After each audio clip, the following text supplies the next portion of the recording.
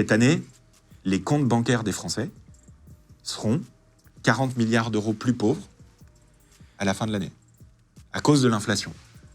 Le premier problème, c'est l'inflation. C'est-à-dire que les prix augmentent, la vie coûte de plus en plus cher, et quand ton argent dort sur un compte bancaire et qu'il ne te rapporte rien, eh ben en fait, il ne dort pas. Il meurt, petit à petit.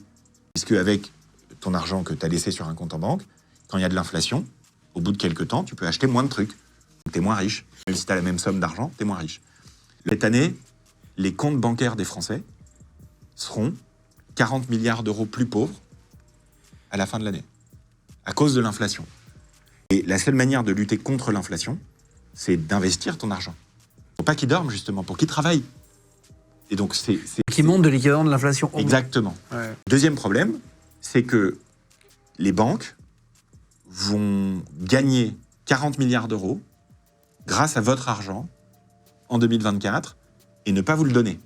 Elles voient que d'un côté, elle prend de l'inflation dans la gueule, que de l'autre, les crédits immobiliers ont explosé, donc elle ne peut plus acheter, elle ne peut plus vendre. Et qu'en plus, les 4% qu'elle devrait toucher, elle ne les touche pas. Donc, c'est le deuxième gros problème après l'inflation, c'est le comportement des banques.